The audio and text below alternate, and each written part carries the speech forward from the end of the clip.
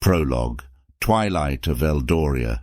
As the light of the setting sun began to wane, the shadows creeped towards the stone ramparts of the ancient keep of Eldoria.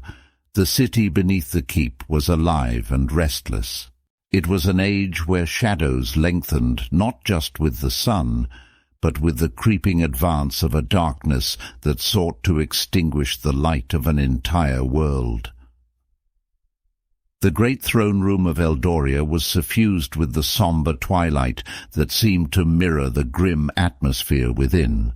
The grandeur of King Eldrin's empire marred by the darkness of an unrelenting war. Upon the throne, wrought from the heartwood of the sacred elder tree, sat King Eldrin the Resolute, a solitary figure against the backdrop of the splendors of his kingdom. His face grimaced as he listened to his advisers and war council. His forehead furrowed as he was bombarded with reports from the front. The crown upon his brow, a circlet that had once shone with the promise of endless days, now felt like a shackle, binding him to a fate he had fought long and valiantly to fend off.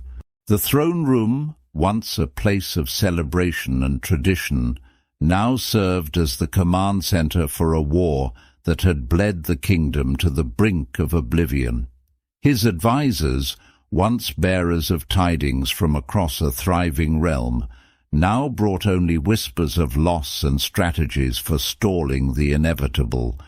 Their faces, etched with the same fatigue that clawed at King Eldrin's soul, told of sleepless nights and the toll of a relentless, unforgiving siege. In front of King Eldrin was his war council, the commander Valtor and the high mage Arturus, garbed in the shimmering celestial black robes of his office. Arturus approached first, with the gait of one who carried burdens greater than the ancient tome he clutched to his chest.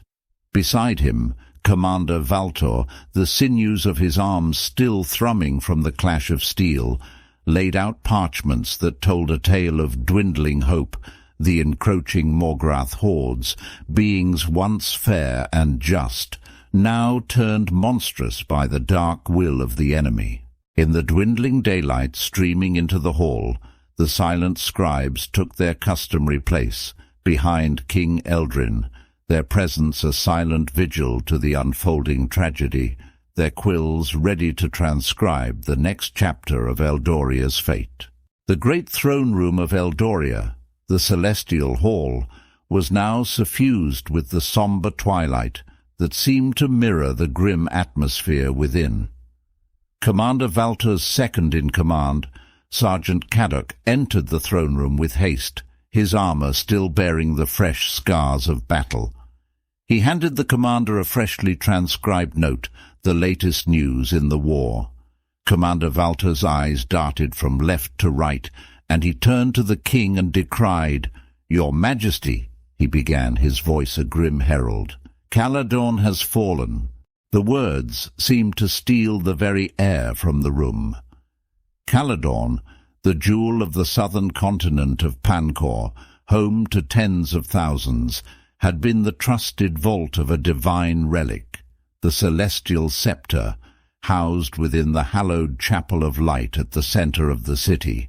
King Eldrin's face paled at the news, his hands gripping the throne's armrests. "And what of our champions commanding the city's defense regiment?" King Eldrin inquired, his voice steady but fraught with concern.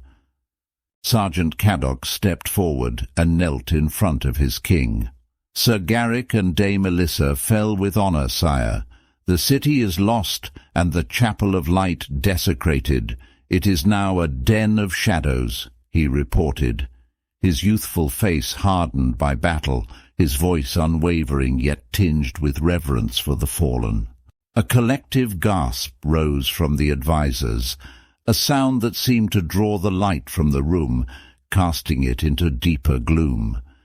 King Eldrin's eyes closed briefly as if in prayer, or perhaps in a silent farewell to the fallen heroes. The loss of the Caledon Chapel of Lighter Place where once the radiance of their god Maya had shone with unwavering brilliance, was a sanctuary that had stood unblemished for millennia, its loss an unthinkable blasphemy. "This defilement cannot stand," rang out Commander Valtor's voice.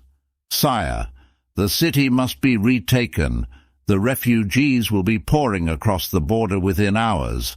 I will rally our reserves to—" He stopped abruptly as King Eldrin raised his hand to silence him.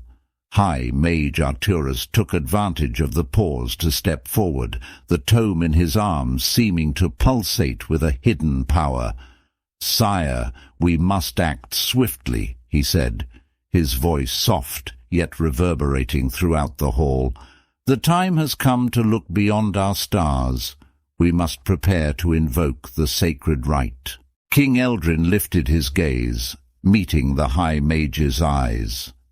"Is there truly no other way forward?" the king posed to his longest and most trusted confidant. "Have we no choice but use the last of the light of Maya?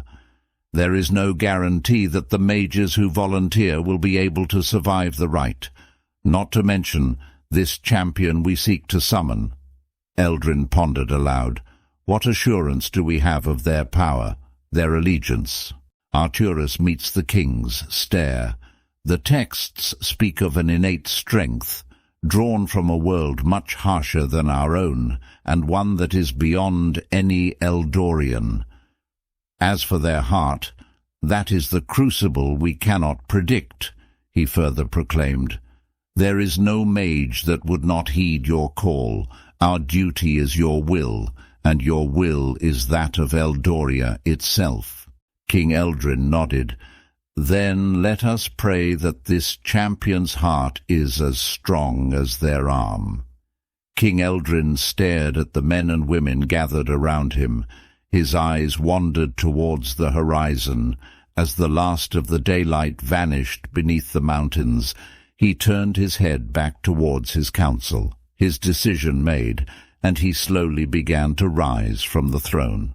"Summon the champion," King Eldrin's voice echoed, not as a command, but as the invocation of a sacred rite that had remained dormant for generations.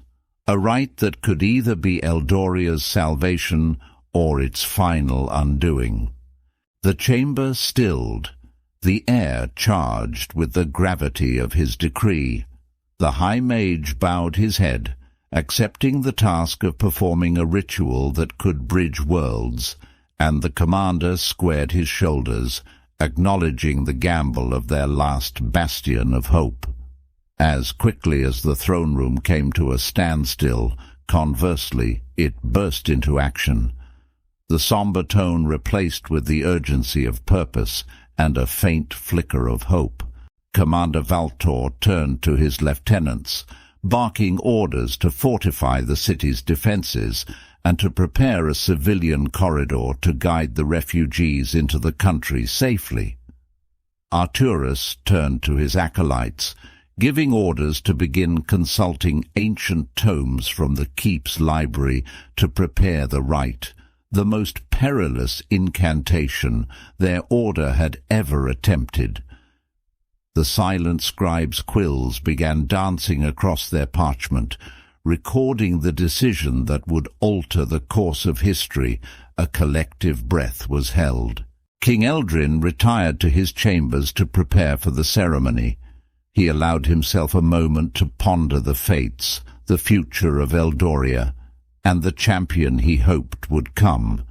He wondered about the soul that might soon cross the void of space and time, bearing the burden of a world's salvation upon their shoulders. In the growing darkness, as the first stars pierced the night sky, a silent question lingered in the air. Would the champion rise as the dawn of their deliverance, or as the herald of their final dusk? For in this moment, the destiny of Eldoria was cast towards the stars, in search of a champion from Earth.